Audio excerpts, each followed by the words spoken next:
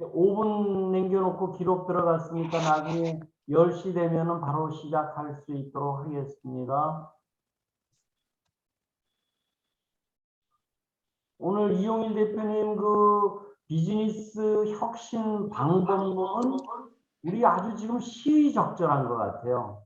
우리 재단법인 한국혁신전략연구원하고도 굉장히 딱 맞아떨어지고 또 모든 부분이 살아남으려고 그러면 사실 혁신하지 않으면 안 되거든요. 그래서 그런 측면 입장에서 아주 굉장히 좋은, 요번에 다른 분이 하기로 했는 걸 갖다가 저 피치히타로 나오셔가지고 만루 홈런 예감이 드는데. 아닙니다. 아주 부족한 내용인데요. 예. 좀 잘 좀 봐주셨으면. 아니 뭐 이참에 뭐 노트북도 그냥 뭐 250만 원짜리로 한번 완전히 싹 한번 바꾸고 뭐 계기가 있어야 돼요. 예. 안 그래도 바꾸는 타이밍이 있는데. 예. 조금 마침 빨라졌을 바꿨습니다. 뿐이네 그러면. 그렇죠? 예. 제가 보기에는 여기 뒤에 보면은 여기에 지금 저기 보이죠? 그 지휘자. 저 지휘자가 예. 지금 지휘자가 오늘은 이용일 대표예요. 우리 지금 제철 산업에 있어서의 현장 혁신에 아주 대단하신 분이에요. 포스코, 그 어려운 포스코를 갖다가 15년씩 지금 100명씩 컨설턴트를 이끌고 하셨으니까 15년을 그렇게 하셨다는 게 사실 대단한 거거든요. 임철구 씨, 임철구 대표님.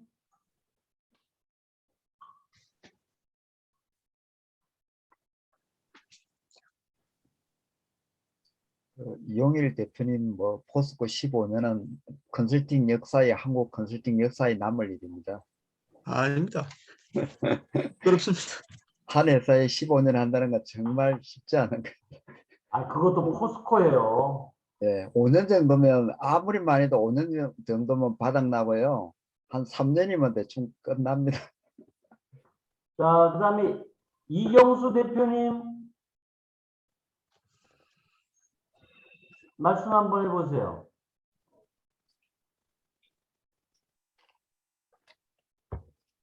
이제는 전부 익숙해지셔가지고 이제 10시 딱 돼야지 들어오시는 것 같아.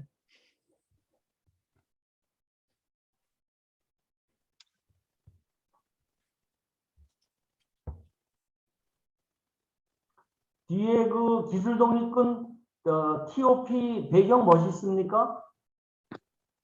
예, 멋있습니다. 아니 반응이 없으면 바로 바꾸려고 그러죠. 제가 꿈이 여기 상임지휘자들을 한 100명만 지금 우리 같이 양성하려고 제가 얘기 중인데 여기 이 부분에. 우리 윤석열 오셨네요. 네, 안녕하세요. 네, 반갑습니다. 반갑습니다. 아주 요즘에 재밌으시죠? 네? 재밌으시죠? 블록체인 업계가 이제 화랑을 띠니까. 아, 예. 저는 뭐 투자 쪽을 하고 있진 않지만 그래도 관련돼서는 예, 아니, 활발히 전체적인 부분이 저는 굉장히 그 동남풍이 불고 있는 것 같아요. 아, 예, 맞습니다. 예. 김근혜 씨? 김근혜 씨 어느 분이신가요? 김근혜 씨? 제가 이제 모르는 분들이 많아요. 이승훈 실장님, 이승훈 대표님, 얘기해 보세요.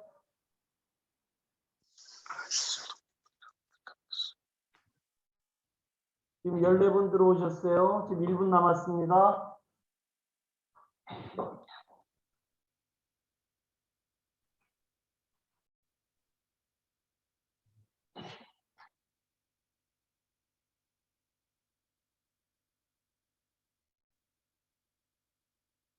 자, 10시 됐습니다. 시작하겠습니다. 오늘은 경영혁신 방법론으로 우리 이용일 대표님을 모셨습니다. 혁신이라는 부분이 인간이 생존하기 위해서는, 여태까지 우리 인간이 생존하기 위해서는 혁신하지 않으면 생존할 수가 없어요. 인간이 되게 쉽고 편하게 살려고 그러다 보니까 사실은 나태해지고 혁신을 거부하게 되는 거거든요. 그런 측면의 입장에 있어서는 오늘 굉장히 이 컨설팅 업계의 신기원을 이룩하신 이용일 대표님을 에게서 혁신 방법론을 잘 배워야 돼요. 그래서 방법론 측면에서 우리들 고견을 잘 듣도록 하겠습니다. 우리 모두 박수로 한번 환영해 주시죠. 자, 이용일 대표님 시작해 주세요. 예, 반갑습니다. 방금 소개받은 굿투 그레이트 컨설팅 이용일입니다. 지금 화면 다 잘 보이십니까? 예. 예. 시작에 앞서서 오늘 식목일은 아니지만은 같이 한번 생각해 보면서 출발하도록 하겠습니다. 나무를 심기에 가장 좋은 때가 30년 전이라고 합니다. 두 번째로 나무 심기가 좋은 날은 바로 오늘이라고 하네요. 그래서 우리 모두 각자의 생각에 나무를 하나씩 심는 그런 날이 되었으면 합니다. 오늘 좀 부족한 내용이지만은 제가 한 33년 차 지금 경영 컨설팅을 하고 있는데 그중에 최근 한 15년 정도의 저희들이 컨설팅한 사례를 중심으로 같이 공유하도록 하겠습니다. 제목은 혁신은 실전이다 이렇게 붙여봤습니다. 우리는 뭐 여러 가지 교재도 있고 또 이론적인 어떤 여러 가지 것들도 굉장히 중요하고 또 학습을 해야 됩니다. 그렇지만 가장 중요한 것은 그것이 실행되어져서 성과로 연결되고 또 그 활동에 참여한 많은 구성원들이 보람과 또 성장을 통해서 어떤 새로움을 느끼고 이렇게 해야 되는 게 아닌가 생각을 해서 실전이 중요하고 또 실천이 중요하다고 생각을 하고 있습니다. 먼저 저희 그 GTCC 컨설팅을 간단하게 좀 소개해 드리면은 저희들은 이제 뭐 여러 컨설팅 분야가 있습니다만은 제조 혁신의 전문 컨설팅 회사로서 토탈 솔루션을 제공해 드리고 관리 기술과 또 고유 기술의 복합적인 컨설팅을 저희들은 정책으로 생각하고 있습니다. 저희들의 주요 컨설팅 및 교육 분야는 보시는 바와 같고 컨설턴트들도 각 분야별로 이렇게 보유하고 있습니다. 주요 컨설팅 실적으로는 현재는 이제 현대제철을 2년째 지도하고 있고 그전에는 포스코를 14년 9개월 정도 지도를 했습니다.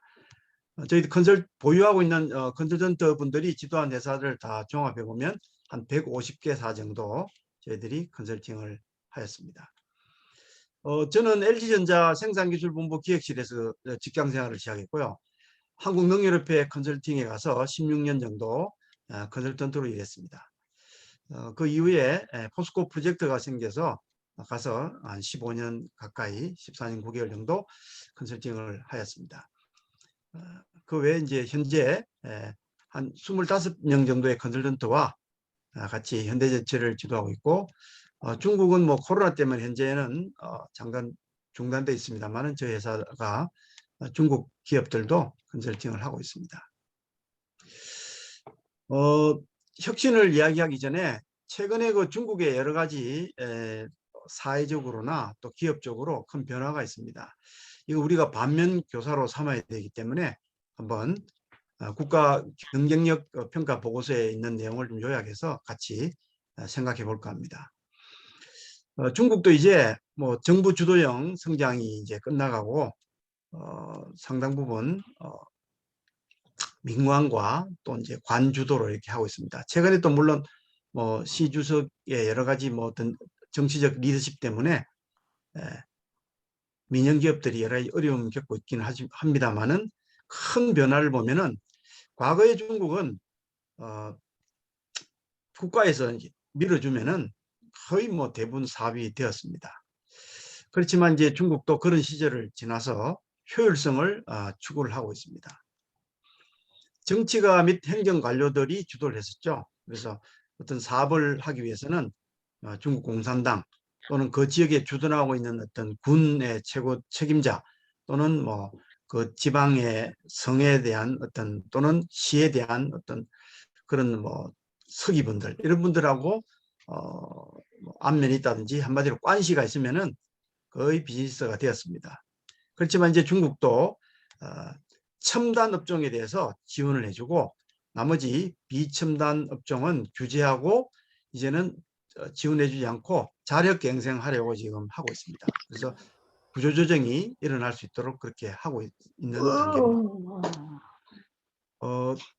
그래서 이제 기업가들도 보면은 뭐 공산당이나 또는 지방 정부하고 잘 좋은 관계를 있으면은 투자를 하면은 바로 이제 돈이 되고 위험이 별로 없었습니다. 그래서 엄청난 회사들이 생기고 또 그 관계에서 여러 가지 어떤 그런 문제가 지금 발생하고 있고 최근에 또 그런 문제가 하나 또 터지고 있죠. 그래서 이제 이런 어떤 그 중국이 최근에는 이제 투자한 그 자원을 어떻게 효율적으로 이제 사용하느냐 이런 쪽에 큰 방향으로 저는 진입했다고 보여집니다. 근로자들도 과거에는 이제 무조건 뭐 일자리가 넘치기 때문에 싼 임금으로 쉽게 취직하던 시대였는데 중국도 요즘 만만치 않습니다. 능력 있는 사람만 취직하고 또 취직 후에도 열심히 해야 됩니다. 그렇지 않으면은 이미 중국도 그런 아주 최저임금 이런 데서 벗어났기 때문에 그런 시대에 접어들었다고 이제 생각이 듭니다. 이것은 이제 저희들이 컨설팅한 회사의 어떤 그 활동 과정에 하나의 이벤트입니다. 그 회사에 이제 보면 제일 높은 사람이 이제 공산당 서기고 그 밑에 이제 실질적인 운영은 총경리가 하고 있고 그 외에 많은 사람들이 이제 관리 감독자들이 있는데요. 이분들이 이 개선 활동이 이루어지는 한 3개월마다 모여가지고 이런 음악시키고 활동했던 내용을 공유하고 또 그런 내용들을 칭찬해주고 시상하고 보상하고 이런 일들을 우리가 이런 모습들이 좀 없어져 버렸죠, 그죠? 우리는 뭐 어떤 시대의 큰 변화라고 볼 수도 있긴 하지만은 이런 부분 열심히 개선하고 또 보상하고 칭찬해야 될 부분들을 우리는 요즘 많이 그냥 넘어가고 있지 않나 이런 생각이 좀 듭니다. 그래서 이제 중국도 지금 어떤 그런 기로에 있는 것 같아요. 잘 되는 회사는 이제 잘 되는 쪽으로 가고요. 잘 안 되고 그냥 옛날 방식대로 하는 기업들은 이제 다 도태되거나 없어질 걸로 저는 생각이 됩니다. 또 이제 이 변화를 하고 있는 기업들은 정말 우리가 무섭게 봐야 되고 엄청난 일들을 지금 만들어내고 있습니다. 그래서 우리가 흔히 생각하고 있는 중국 그런 이미지를 우리가 불식시켜야 됩니다.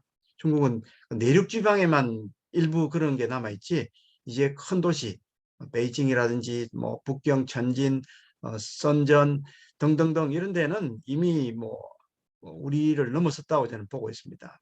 그래서 제조업체도 아주 수준이 낮은 데도 있지만은 이미 혁신을 통해서 어마어마한 수준으로 지금 가고 있기 때문에 우리 한국 기업들도 좀 더 정신을 다시 한번 더 차리는 어떤 그런 계기가 되어야 될 것 같습니다. 하여튼 중국도 지금 정부가 선별적으로 지원해주고 하기 때문에 산업군의 구조조정이라든지 통폐합, 파산 이런 것들이 앞으로 많이 일어날 걸로 생각이 됩니다. 그것 때문에 이런 혁신 활동들을 본격적으로 할 것으로 저희들은 보고 있고 그런 쪽에 어떤 비즈니스의 기회가 있을 거라고 저는 생각하고 있습니다. 그렇지만 중국은 이런 제조업에 대한 어떤 그런 노하우 또 컨설팅에 대한 어떤 그런 경험 또는 그런 노하우들이 그렇게 많지 않기 때문에 미국이나 전 세계적인 글로벌 컨설팅 회사들이 많이 가고 있습니다만은 그런 회사들은 주로 전략이라든지 이런 쪽에 집중하고 있고 제조 쪽의 혁신의 활동 관련된 컨설팅은 이 세상에서 한국 사람이 제일 잘할 수 있다고 저는 봅니다. 일본은 이미 그런 사람들은 다 돌아가셨거나 아니면 거의 80대 후반이기 때문에 컨설팅하기 어렵습니다. 우리는 현존하고 있는 지구상에 가장 제조 현장의 밑바닥부터 시작해서 처음 공장을 지었을부터 시작해서 가장 번성한 시절까지를 지금 모든 연령대를 다 가지고 있기 때문에 또 거기에 많은 노하우를 갖고 있기 때문에 그게 기술적으로나 관리 기술적으로나 다 가지고 있기 때문에 우리가 뭐 중국을 포함한 제조업을 다시 한 번 더 일으켜야 되는 그런 많은 나라들이 있습니다. 그런 나라들에 딱 맞는 그런 곳이 우리 한국의 컨설팅 능력을 갖고 있는 분들이 아닌가 이렇게 생각을 하고 있습니다. 네, 우리도 뭐 이제 패러다임을 좀 바꿔야 됩니다.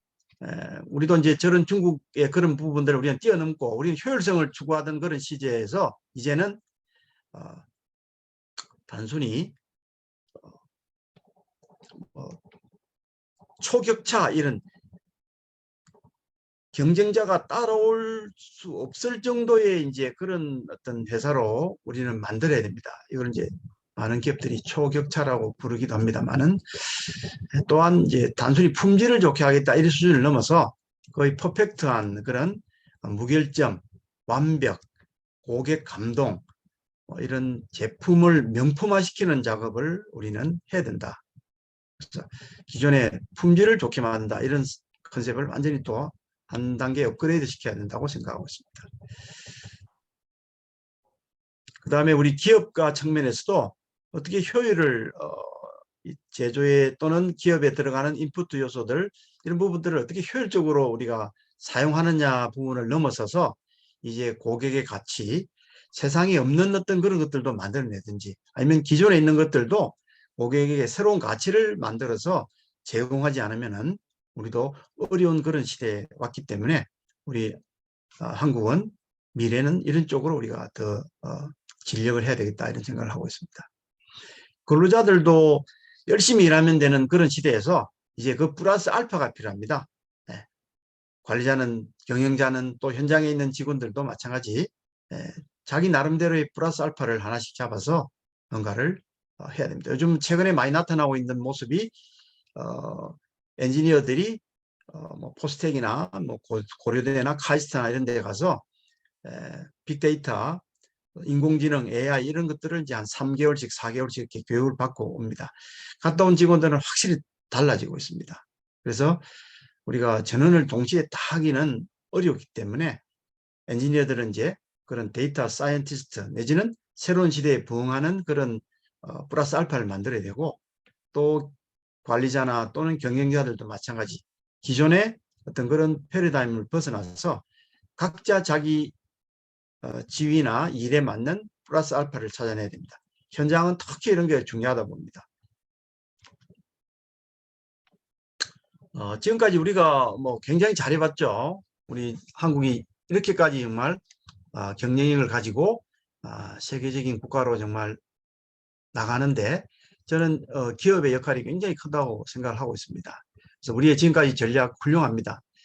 우리가 흔히 이야기하는 파레토의 법칙에서 20대 80 품질로 보면 한 20%의 어떤 품질 아이템이 80%를 이제 차지한다 이렇게 되는 거죠. 그죠? 분량의 80%를. 그래서 당연히 자원도 뭐 한정돼 있고 시간과 돈이 한정돼 있으니까 이 80%를 차지하고 있는 20%의 어떤 그런 주요한 분량에 집중해서 또는 문제에 집중해서 이런 부분을 해결하면 효과가 크기 때문에 우리가 이런 것들을 굉장히 효율적으로 우리가 하기 위해서 중점주의 사상에 의해서 이런 효과가 큰 이슈 사항을 발굴해서 재관 활동을 많이 했습니다. 이걸 주로 우리가 과제 활동이라고 많이 했죠. 뭐 TFT를 구성한다든지 CFT를 구성한다든지 해서 단기에 이런 것을 집중해서 해결함으로써 성과가 굉장히 많이 나옵니다. 그래서 이런 부분은 유효했다. 저는 이렇게 보고 그동안 굉장히 우리가 효과가 있었다. 그러나 이 부분을 우리가 최근에 뭐 요즘의 트렌드다 또는 스마트하다, 객관적이다, 직관적이다 또는 이게 시대의 변화와 이렇게 동의어로 이렇게 생각하는 경우도 있는데 정말 그런 것인지 우리가 생각해 볼 필요가 있다고 생각합니다. 스티브 잡스가 정말 뭐 스마트폰에도 바꿨지만은 혁신에 대해서도 저도 큰 패러다임을 바꾼 사람이라고 생각합니다. 이분이 그 한 말 중에서 다신 말이지만은 위대한 목수는 아무도 보지 않는다고 해서 장동 뒤에 질 나쁜 목재를 사용하지 않는다 이런 말도 했고요. 이분이 그 어릴 때 그 아버지하고 같이 동네 운동장에서 이렇게 놀 때 그 아버지가 그랬답니다. 이제 뭐 걔하고 뭐 시소 같은 걸 탔겠죠. 그래서 그 아버지가 이제 어린 스티브 잡스에게 그 시소 뒤에 보면 녹이 많이 썰어 있잖아요. 앞에만 페인트 딱 멀쩡하게 칠해놓고 뒤에는 다 이제 철이 부식되어 있다든지 이렇게 돼 있는 걸 보면서 그 보이지 않는 곳에 이런 부분까지도 잘하는 것이 중요하다. 이런 것들이 어릴 때 뭐 영향이 있었다고 합니다. 그래서 그분이 좀 좋은 말로 이런 남들이 보이지 않는 부분까지도 우리가 해야 된다. 즉 퍼펙트하게 완벽하게 해야 된다. 이런 어떤 컨셉을 애플에다가 철학으로 심어서 이걸 지금 계속해서 어떻게 보면 세계 뭐 최고의 기업이 된 거죠. 그래서 우리도 이제 이 중점주의 뭐 필요합니다. 그렇지만 이제 이런 부분을 뛰어넘어 가지고 현재 우리가 이 파레토의 법칙의 이 헤드 부분 A 부분을 그동안 많이 했습니다. 중점 지향, 과제 개선, 강점을 극대화하고 이래서 이제 이만큼 우리가 잘 됐다면은 정말 초격차 경쟁자들이 따라올 수 없을 정도의 어떤 그런 경쟁을 만들기 위해서는 우리가 A 플러스 B 이 롱테일 부분도 우리가 이제 다시 완벽하게 없애야 된다. 즉 중점 지향과 미세 관리를 우리가 하지 않으면은 더 이상 우리가 발전하기 어렵다. 저는 그렇게 보고 있습니다. 이것은 뭐 제조 현장뿐만 아니고 사회적으로도 이건 다 필요하다고 저는 생각합니다. 그래서 과제 혁신하고 현장 혁신 이 두 가지가 과제 혁신과 현장 혁신이 두 개가 같이 동시에 추진돼야지 우리는 정말 어떤 나라도 따라올 수 없는 그런 어떤 기업을 만들 수 있다고 생각합니다. 기업의 강점을 극대화하면서 약점을 최소화해야 됩니다. 결국 세계 1위와 2위 기업의 차이는 아주 극소합니다. 섭자지보다도 더 얇은 차이입니다. 그것이 미세 관리를 하느냐 안 하느냐의 차이라고 저는 보고 있습니다.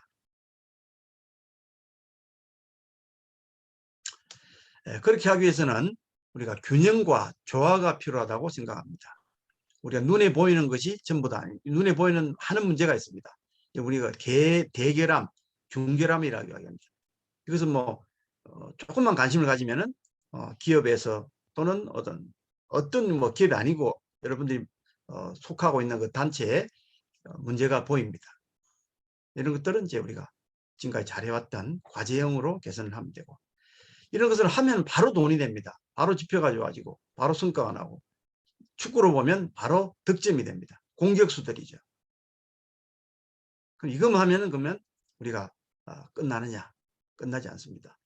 표면적으로는 굉장히 잘 돼 있는 것처럼 보이지만은 그 속을 들어가 보면 엄청난 많은 문제가 있습니다. 롱테일에 해당되는 부분입니다. 미결함입니다.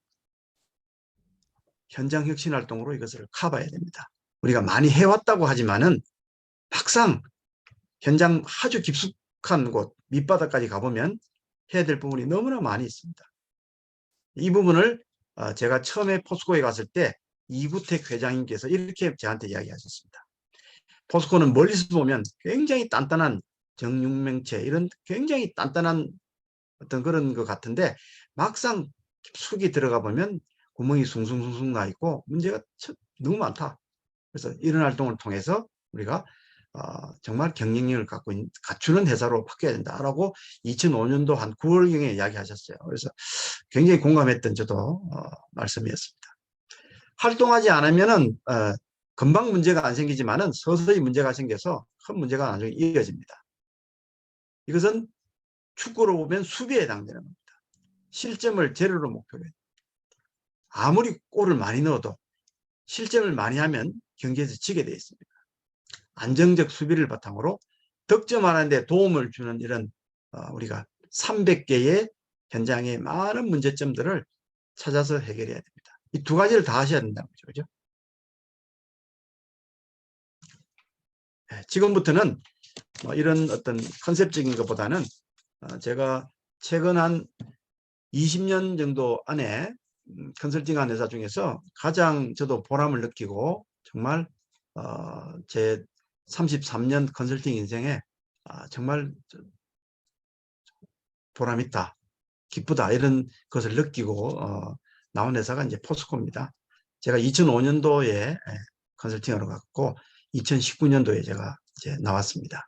그래서 뭐 결론을 보면요, 물론 뭐 2005년부터 19년까지 제가 데이터는 다 안 올렸습니다만은 2017년 12월 말 기준으로 포스코의 혁신을 총괄하는 어떤 부서에서 회장님한테 보고한 자료에 따르면 과제를 한 이 정도 해결을 합니다.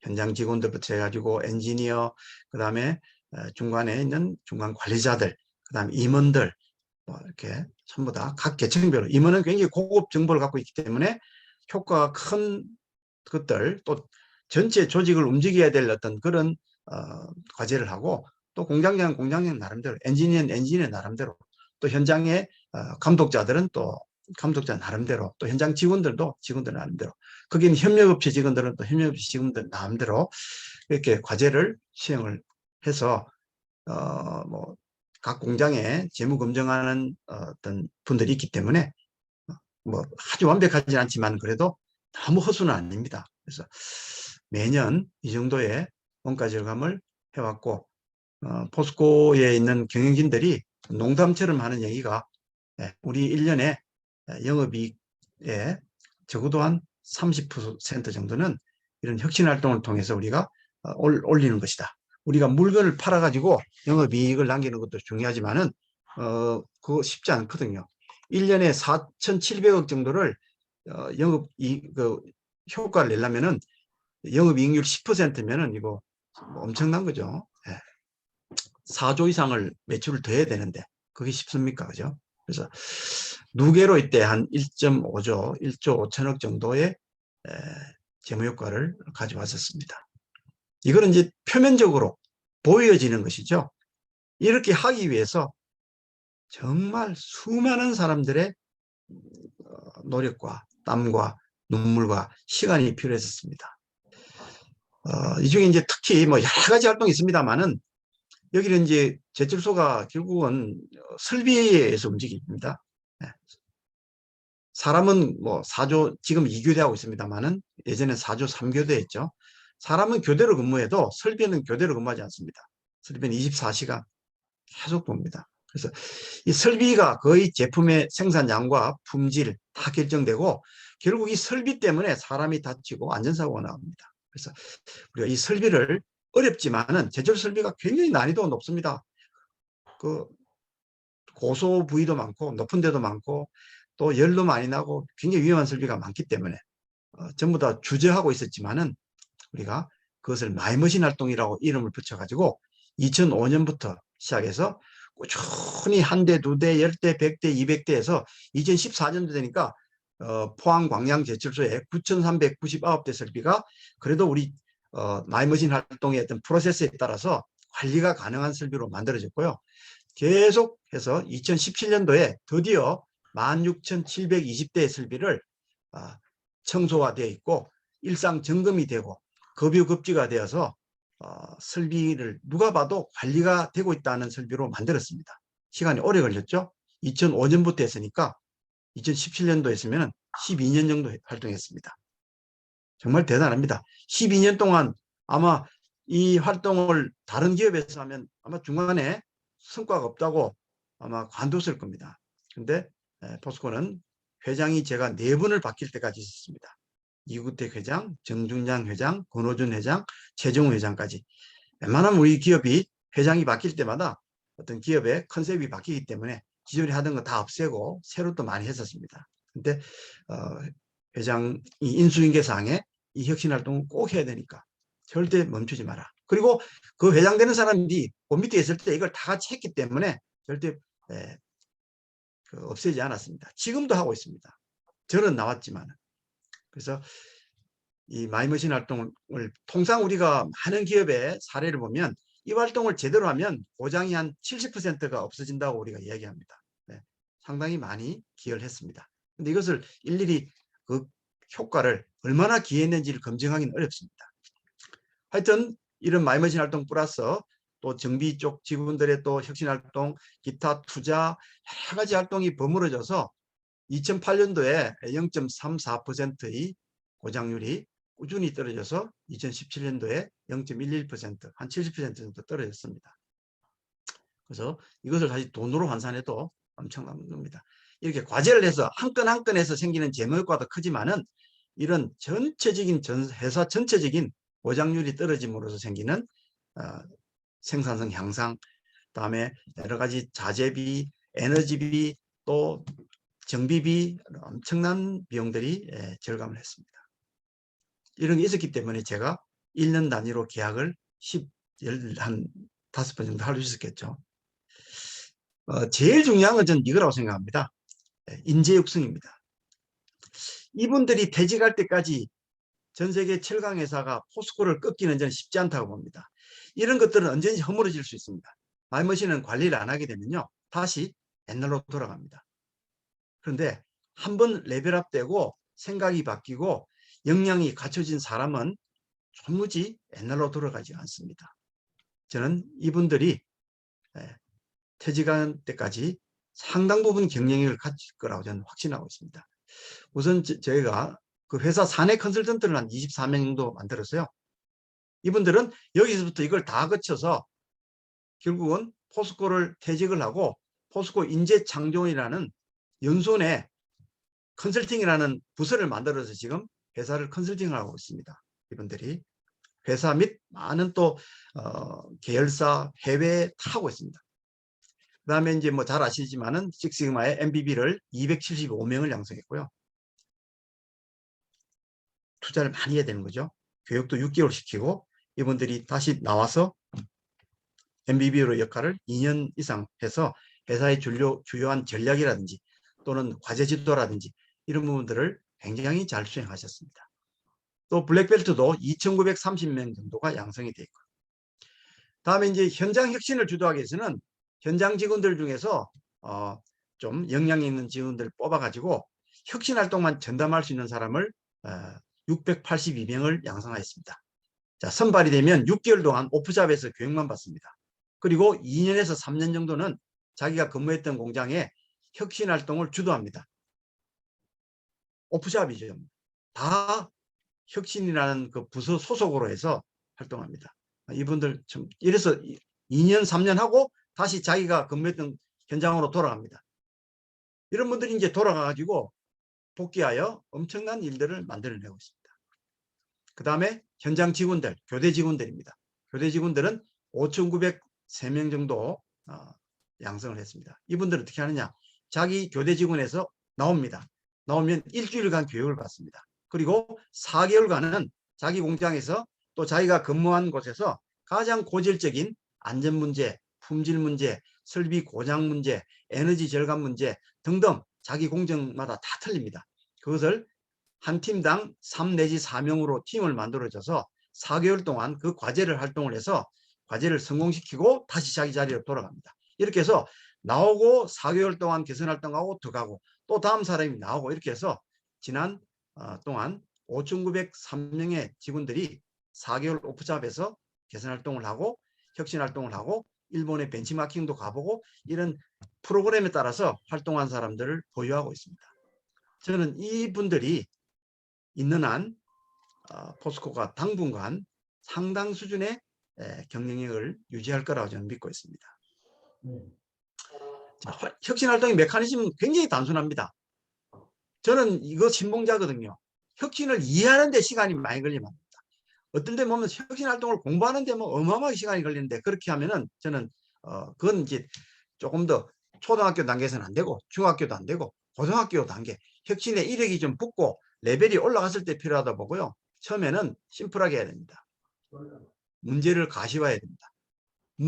문제가 보이지 않는데 개선이 되지 않습니다. 그래서 전 조직별로 부사장은 부사장, 사장은 사장, 전무는 전무, 상무는 상무, 부장은 부장, 전부 다 현장에서 또 주임은 주임, 파트장, 파트장, 자기 문제가 다 있습니다. 본 눈이 다 틀리죠. 문제를 찾지 않으면 절대 개선되지 않습니다. 조직별로 과제를 발굴해야 된다. 문제를 발굴해서 이것을 목표를 가시화하고 또 이게 되는지 안 되는 데를 비주얼 플래닝을 통해서 다들 공감해야 됩니다.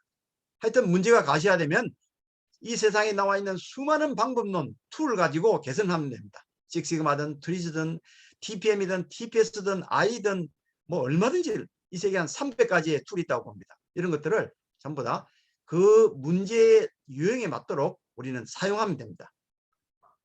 이 툴을 너무 앞세우면은요, 이 툴을 배우는데 너무 시간이 많이 걸려요. 그리고 시간이 좀 지나면은 이 혁신은 어디 가고 이 툴이 너무 앞에 와 있기 때문에 지속할 수가 없습니다. 그래서 혁신은 툴셋이 아니고 마인드셋이라고 봅니다. 이렇게 개선된 것들은 전부 다 표준화되어서 회사의 어떤 표준에, 기술 표준, 작업 표준, 다 표준에 들어가가지고 이게 다 들어있어야 됩니다. 그래서 이 선순환 사이클이 돌아가야 되는데, 이 선순환 사이클이 잘 돌아가기 위해서는 학습이 일어나야 됩니다. 포스코처럼 공부를 많이 시키고 연수원에서 교육을 많이 하는 회사는 저는 본 적이 없습니다. 정말 상상을 못할 정도의 학습을 시킵니다. 그래서 문제를 보늘고 뽑아내는 것도 교육을 시켜야 되고요. 개선 방법론도 가르쳐야 되고, 이것을 표준화시키고 어떻게 등록하는 것, 이건 다 이제 어떤 시스템의 도움을 받아야 되겠죠.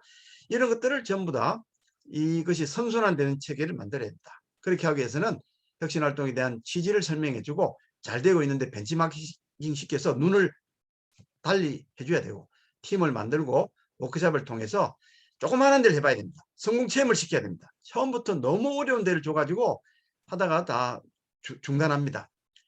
성공 체험 뭔가 되는 것을 봐야 됩니다. 보람을 느껴야 됩니다. 그리고 킥오프하고 변화 관리가 제일 중요합니다. 혁신은 마인드셋이라고 제가 말씀드렸습니다. 그리고 윗사람들이 움직여야 됩니다. 뭐 해봐라. 나는 가끔씩 가볼게. 절대 되지 않습니다. 조금 하다가 다 관둡니다. 저는 회장부터 제철소장, 본사에 있는 2,000명 직원들, 즉 본사는 포항이지만은 뭐 실질적인 본사가 대치동에 있죠. 포스코 센터라고. 2,000명 직원들 3년간 5일씩, 그 다음에는 4일씩, 그 다음에 3일씩 전부 다 제철소 와서 활동했습니다. 너무나 죄송하죠. 사실은 지금 생각해 보면.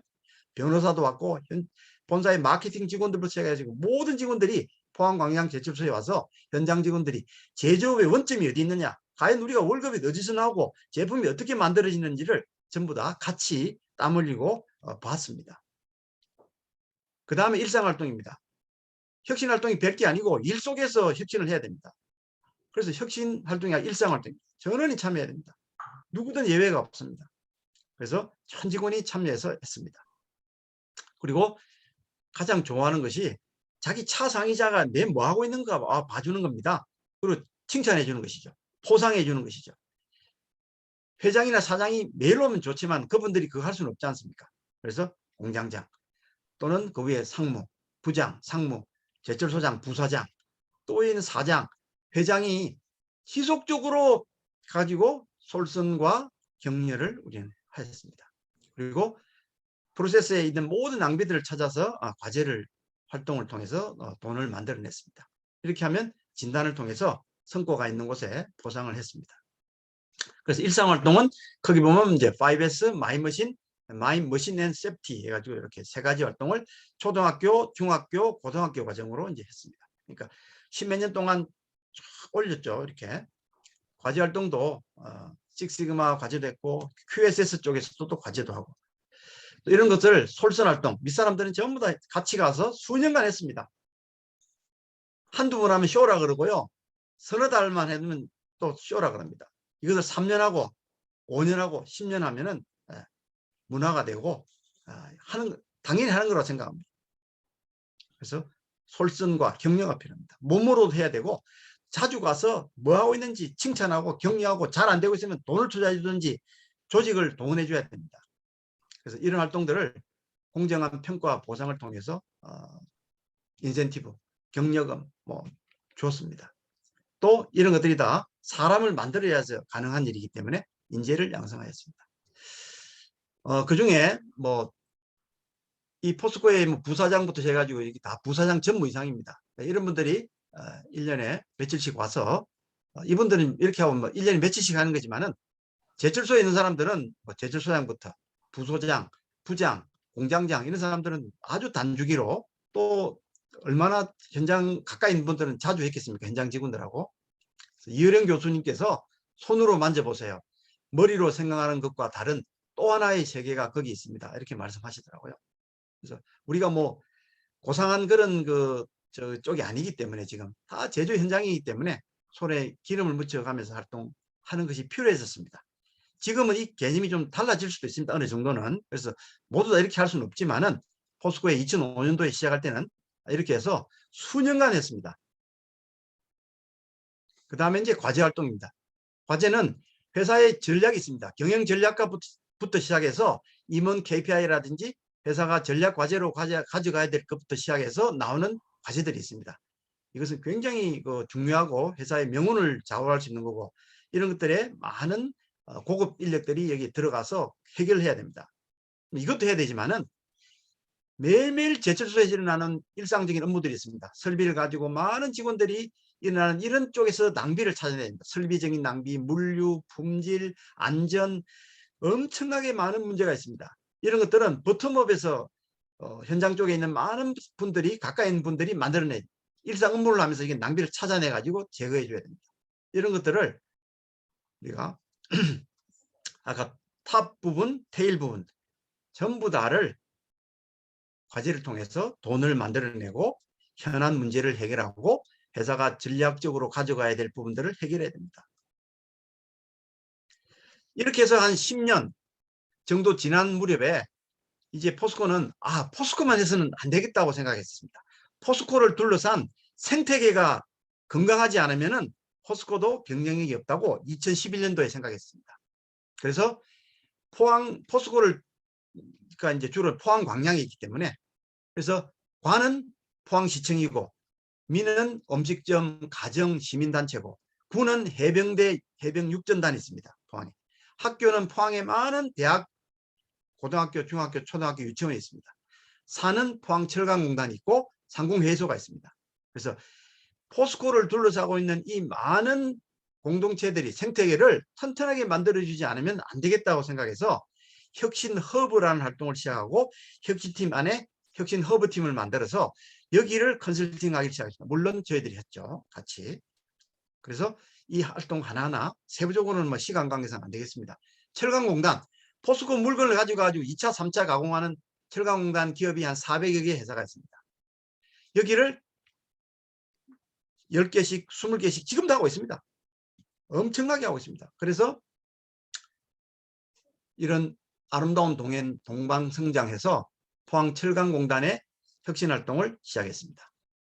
그래서 이건 이제 제출소가 가까이 있기 때문에 제출소장이 계속 공단에 가서 하고 포스코 직원들도 같이 가서 하고 그 철강공단의 기업들도 다 포스코 했던 방식대로 하나를 해보고 2개를 해보고 3개를 해보고, 거기도 사장님, 그 철강공단 회사의 사장이 솔선수범하고 거기 있는 임원들이 솔선하고 관리자들이 솔선하고 똑같은 방식으로 해서, 물론 교육은 포스코가 동반성장 차원에서 연선으로 다 불러가지고 교육을 시켜줬습니다. 그래서 지금 이 숫자는 적지만요, 이건 벌써 옛날 자료고요. 지금도 계속하고 있습니다. 회사가 천지개벽했었습니다. 이 아시죠, 여러분들? 공단의 조그마한 회사들이 현재 열악한 상황들, 인력도 지원하고 노하우도 지원하고 어떤 것은 좀 자재도 지원해서 포스코가 엄청난 변화를 일으키고 이 회사가 실질적으로 도움이 될 수 있도록 만들었습니다. 다음은 이제 포항시청을 했습니다. 그래서 이걸 보고 포항시장께서 포스코를 혁신활동을 한번 벤치마킹을 하고 우리도 해야 되겠다 해서 뭐 엄청나게 이제 선출직이다 보니까 선거해가지고 뽑힌 사람이니까 마음이 급하죠. 그래서 한목에 다 하시겠다는 거 저희들이 말려가지고 남구보건소, 양덕정수장, 오천업 사무소, 본청에 있는 새마을평생학습과를 모델로 해가지고 성공시키고, 이것을 가지고 33개 전 본청, 그다음에 뭐 사무소, 뭐 동사무소라고 흔히 이야기하는, 그다음에 시설공단이라든지 뭐 문화 쪽에 다 있습니다. 그래서 제가 이 포항시를 하면서 14층에 혁신본부를 저도 차려가지고 일주일에 한 반나절씩 가 있었습니다. 챙겨준다고. 제가 그전에 공무원들 굉장히 좀 부정적인 인식이 많았는데 막상 제가 거기서 같이 해보니까 정말 공무원들이 눈물겹게 일하고 있더라고요. 우리는 뭐 공무원 그러는데 구제역이 나왔다. 밤새도록 구제역 그거 길목에 지켜가지고요.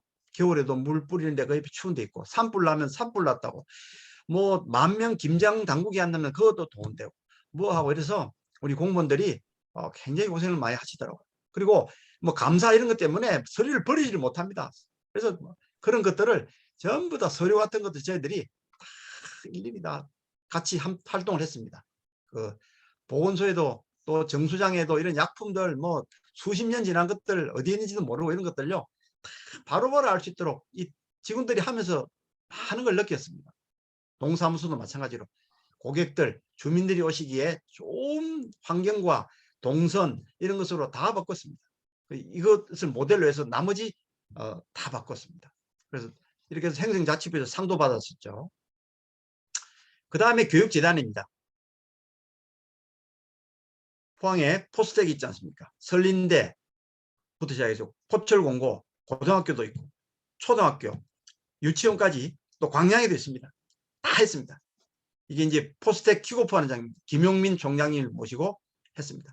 이때 얼마 전에 포스텍 연구소동에서 불이 났었습니다. 그래서 그때 정준영 회장께서 총장한테 포스코 하고 있는 이 혁신활동을 배워서 한번 해봐라. 그러면 화재 위험 같은 것이 없어진다. 그래서 제가 가봤죠. 정말 포스텍 그 석박사 과정이나 학사 과정에 계시면 얼마나 훌륭한 분들입니까? 그렇지만은 그 연구하는 그 연구동 여기 정말 안전부터 해가지고 정리정돈 뭐 이런 거 정말 뭐 바쁘시니까 엄청났습니다. 그래서 이런 부분들을 마찬가지로 모델로 몇 개과부터 시작해서 계속 확산시켰습니다. 설린대도 설린대 총장님부터 시작해서 직책 교수들 그다음에 행정에 있는 직원들이 제일 처음 어디에 있느냐 학생들 기숙사에 있습니다. 기숙사 가보면 난리입니다. 난리 정말. 이거는 여기를 총장님이 전 교수진이 전부 다 솔선활동을 통해서 학생들하고 같이 깨끗하고 쾌적하고 이런 기숙사를 바꾸고 이 총장님이 그러니까 기분이 좋아서 이제 혁신활동에 대한 이해가 되니까 매일 정문 앞에 나가지고 초등학생도 아닌데 학생들 등교할 때 하이파이브도 하고 이렇게 하셨습니다. 하여튼 이 설린대도 많은 변화가 있었습니다. 포철공고도 많은 변화가 있었죠.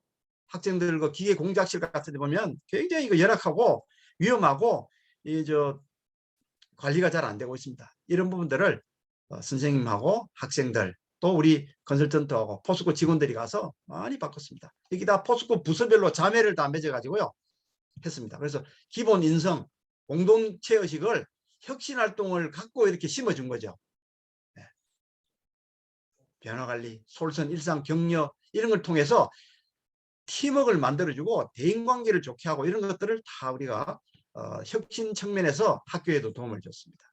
그 다음 상공회의소 산하에는 기업도 있고 음식점이 있습니다. 포항에 많은 횟집부터 해서 많은 음식점, 죽도식 시장에 있는 많은 음식점이 다 상공회의소 소속입니다. 그래서 저희들도 음식점을 몇 개 그 모델로 정해가지고 활동을 해서 활동이 잘 된 데는 지금도 있을 겁니다. 포항 물횟집 북부해수욕장 지금은 영일대라고 하고죠.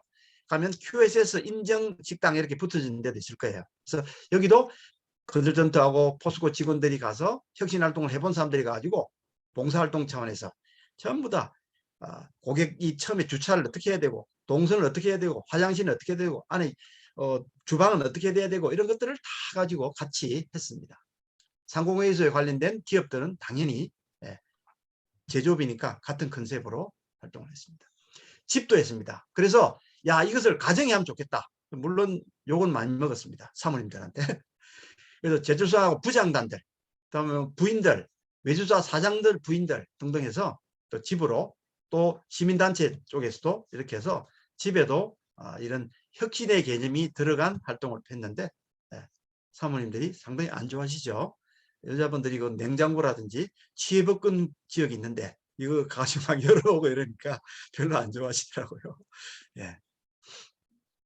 그래서 뭐 저희들이 했다는 건 아니고 저희들은 아주 정말 숟가락 하나 얹은 거고요. 직원들이 다 해서 작년 10월 27일 날 항상 그 월드 스틸 다이나믹이라는 회사에서 기업에서 기관에서 전 세계 철강 기업의 경쟁력을 평가하고 있는데 포스코가 11년 연속 조각 능력은 세계 한 5위 내지 6위 정도 되지만은 경쟁력은 세계 1위를 하고 있습니다.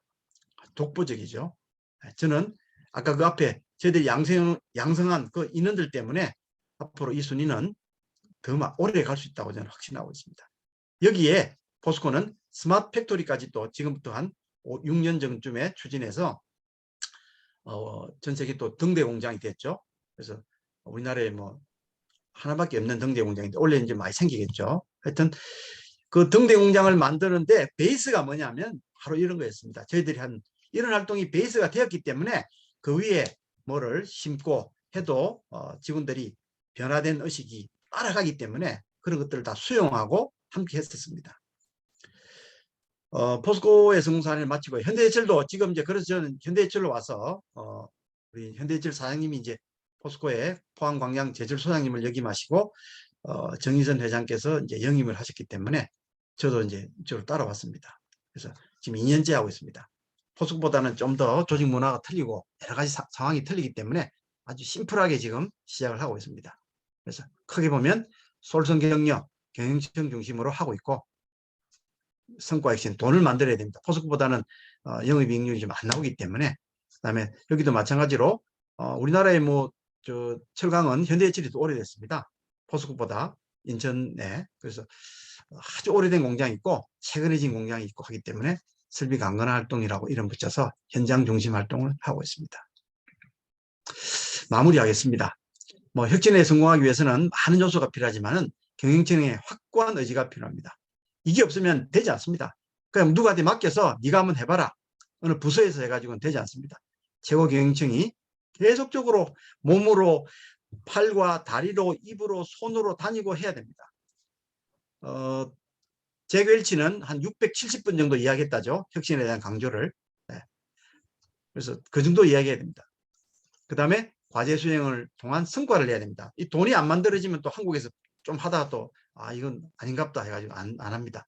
그렇게 하기 위해서는 라이트 프로젝트 정말 가치 있는 과제를 발굴해야 되고 그것을 좋은 프로세스 이건 이제 저희들이 잘 만드는 거죠. 혁신하는 방법론을 잘 거기에 사용하여 그리고 라이트 피플 이런 것들을 진행할 수 있고 개선할 수 있는 인재를 만들어야 됩니다. 또 이런 사람들을 이 과제에다가 투입시켜야 됩니다. 일도 없고 지금 뭐 없어도 되는 사람을 과제시키면 절대 되지 않습니다. 그 다음에 적극적인 혁신활동 참여를 위해서 변화관리 교육이 중요합니다. 지금 당장 큰 변화가 보이는 것처럼 이렇게 느껴지지 않더라도 교육을 시켜야 됩니다. 네. 그러면 인간은 시간이 좀 경과하면 사람에 따라 시차가 있지만은 반드시 변화가 일어납니다. 네. 그래서 오늘 뭐 좀 많은 내용이지만은 시간 관계상 이 정도로 아주 뭐 다 아시고 있는 내용이고 또 지금도 많은 데서 하고 있지만은 제가 조금 성공 경험한 그런 부분을 공유했습니다. 혹시 질문 사항이 있으면은 질문해 주시기 바랍니다. 예, 감사합니다. 저기 40분까지가 원래 발표인데 너무 좋아서 50분까지 되도록 제가 그냥 브레이크를 안 걸었습니다. 우선은 채팅으로 질문해 주실 분은 좀 채팅으로 좀 남겨주시면 좋겠고요. 제가 우선 몇 가지 좀 우선 질문 드리는 게 MNS가 뭐의 약자죠? 머신 앤 세프티. 머신 앤 세이프티. 그다음 네. 발곤 개선은 뭐의 약자죠? 발생은 곤란 개소입니다. 그리고 그런 얘기를 좀 해주시면은 더 좋았을 거 하는 생각이 남들도 그게 많이 들 것 같아요. 자, 우선은 채팅방에 채팅해 주시면은 좋을 것 같고요. 질문 있으신 분 우선 한 분 먼저 빨리 말씀해 주시면 좋을 것 같아요. 저희들이 원래 예정을 1시간을 하고 있기 때문에 1시간 내에 전부 다 하려고 하고 있습니다. 김재우 질문하겠습니다. 네, 김재우 사무총장님. 네. 예, 이용일 박사님 말씀 너무 잘 들었고요. 혁신에서 가장 어려운 게 관리자가 실제 혁신해야 될 직원들에게 부드럽게 권면하는 게 특히 요새는 자기 자존심이나 이런 게 강해서 굉장히 조금 조심스럽거든요. 가장 부드러운 소규모 기업에서 관리자가 혁신이 필요한 직원에게 가장 부드럽게 제안해서 혁신할 수 있는 방법에 대해서 간단하게 한번 좀 의견 주시면 감사하겠습니다. 예. 그 직장의 분위기도 참 많이 바뀐 것 같습니다. 뭐 제가 직장 생활할 때하고 또 제가 2005년도에 포스코에 처음에 들어갔을 때의 포스코, 제가 마지막에 나온 2019년도에 포스코, 지금 또 제가 컨설팅하고 있는 현대제철이나 또 다른 뭐 기업들 얘기 들어보면 굉장히 많은 이제 지금 현재 그 세대의 어떤 변화가 있습니다. MZ세대라고 흔히 이야기하는 제 생각은 이제 일단 그 교육 같은 게 좀 필요할 것 같아요. 우리가 일단 좀 정보가 공유가 안 된 상태에서 뭐 일방적인 교육이라기보다는 도대체 이게 뭘 한 것인가에 대한 이런 교육과 소통이 어느 정도 있어야지 자기 나름대로의 어떤 그런 그 비판은 이분 뭐 비판하든지 긍정적인 요소를 찾든지 할 건데 그런 것들이 없는 상태에서 그냥 내리 찍으면은 요즘 세대들이나 또 요즘 세대가 아니더라도 사람은 자기하고 어떤 공감할 수 있는 그런 요소가 없는 상태, 정보가 주어지지 않는 상태에서 하라고 한다든지 강압한다든지 하면은 굉장히 반발이 생길 걸로 저는 생각합니다. 그래서 공감, 공유를 시키는 것이 굉장히 좀 필요하지 않겠나 생각이 듭니다. 자, 그다음에 감사합니다. 네, 김동완 대표 이 계신데 대기업 성공 컨설팅 대단합니다. 대기업과는 다른 환경 조건의 중소기업 혁신 모델 성공 사례가 있으면 좀 말씀해 주셨으면 좋겠다고 그러네요. 예. 그래서 이제 저는 이제 포스코를 중심으로 오늘 말씀드렸지만은 포스코 안에 포항제철소에 한 60개 정도의 협력사가 있습니다. 100에서 한 300명 사이 직원을 갖고 있고요. 광양에도 한 50개 정도가 있습니다. 거기도 똑같이 했고 오히려 포스코보다 더 잘하십니다. 그리고 아까 철강공단에도 한 300~400개, 상공회의소도 몇백 개 있기 때문에 그런데 굉장히 좋은 사례가 많이 있습니다. 물론 포스코처럼 그렇게 할 수는 없죠. 왜냐하면 자원과 돈과 시간과 이런 것들이 없기 때문에 좀 컴팩트하게 심플하게 해야 됩니다만은 우리가 그런 회사들을 지도할 때는 당연히 컴팩트하게 했었습니다. 그래서 그런 사례들을 벤치마킹 할 수 있도록 얼마든지 할 수 있습니다. 가서 보셔야 됩니다. 그 사장님이 우리가 포스코에서 했던 것들을 그 회사에 맞도록 아주 컴팩트하게 만들어서 직원들하고 몇 년간 하니까 훨씬 더 효과가 빨리 나죠. 왜냐하면 규모가 적고 할 수 있는 것들이 훨씬 더 빨리 변할 수가 있는 곳이기 때문에 굉장히 좋은 사례가 많이 있습니다. 자, 또 다른 분 한번 말씀해 주시면 좋겠어요.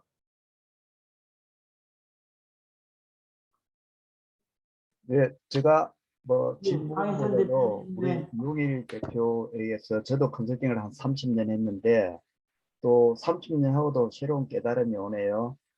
그리고 아주 핵심적인 것은 기업뿐만 아니라 그 관계자, 이해관계자, 주위의 사회의 뭐 기업을 떠나서 관공서라든지 이런 쪽에 학교라든지 이런 기업들은 어떻게 보면은 전국가적으로도 좀 확장하면 뭔가 되겠다. 아까 우리 정구철 회장님 말씀하신 재단과도 뭔가를 좀 고민하면은 어마어마한 어떤 새로운 시대 정신에 부합하는 가치를 만들겠다는 생각이 들었고요.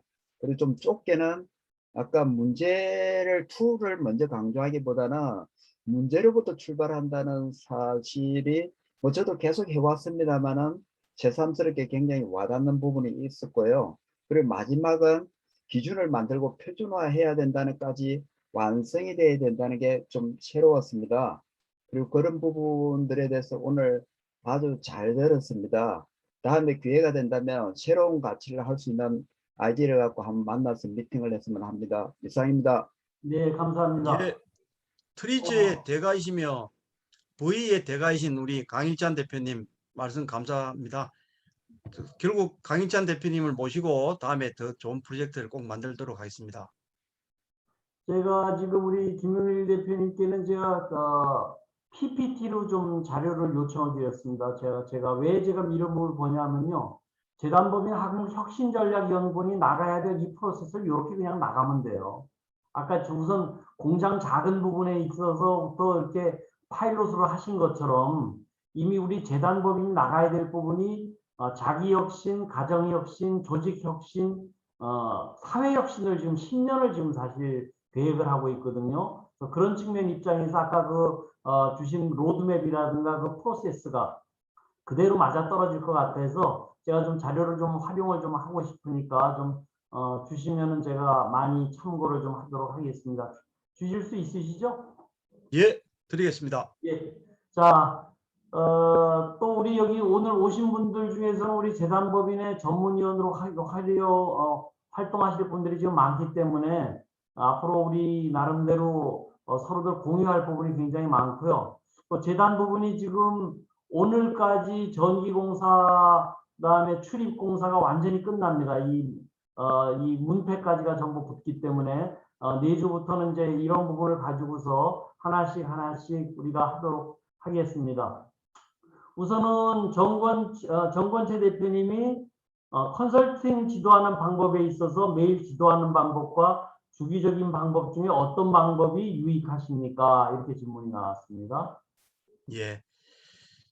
저희들이 이제 포스코 하기 전에는 이제 제가 한국농협협회 컨설팅에 컨설턴트로 있을 때는 주로 이제 일주일에 이틀, 뭐 한 달에 뭐 8일, 뭐 10일 이렇게 하는 스타일로 저도 컨설팅을 오래 했는데, 이 포스코는 이제 상주 방식입니다.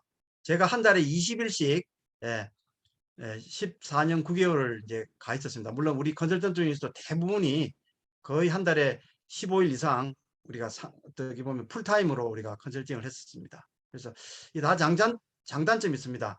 뭐 기업으로 보면 우리가 많이 와 있으면은 부담이 좀 크시고, 그렇지만은 포스코는 그걸 원했습니다. 놀아도 여기 와서 노십시오. 우리 직원들이 딱 물어야 되는데, 질문해야 되는데, 선생님이 이번 주 지도 없고 다다음 주 오세요. 그러면 그 직원은 벌써 또 다다음 주는 다른 일 하고 있기 때문에 바쁘기 때문에 안 된다 이거죠. 그래서 포스코는 돈을 투자하더라도 이거 뭡니까 했을 때 바로 옆에서 해서 그걸 해결해야지 이게 진도가 나간다, 이런 것을 강조했던 회사이고요. 또 대부분 우리 이 컨설팅 방식이 일주일에 며칠 가서 이렇게 교육시키고 숙제를 주고 다음에 가서 점검을 하고 또 거기서 또 코멘트를 해주고 지도를 해주고 또 교육을 시켜주고 이렇게 하는 방식이죠. 다 장단점이 있고 기업에 처해진 상황에 따라서 다 다르게 해야 될 것 같습니다. 어디가 뭐 좋고 나쁘다의 문제는 아닌 것 같습니다. 그 기업의 문화와 재정 상태와 뭐 이런 여러 가지 부분이 복합적으로 해야 되리라고 보여집니다. 자, 이제 거의 시간이 지금 다 됐기 때문에요. 마감 한 분 정도만 더 질문 받도록 하겠습니다. 오늘 저는 여태까지 들었었던 많은 우리 벌써 54차까지가 이루어졌는데요. 아주 오늘 좋은 부분의 그 로드맵과 이런 자료를 제가 또 새롭게 제가 오늘 정리가 된 것 같습니다. 자, 질문이 없으시면은 오늘 여기서 끝내도록 하겠습니다. 우리 이용일 대표님께 큰 박수와 함께 끝내도록 하겠습니다.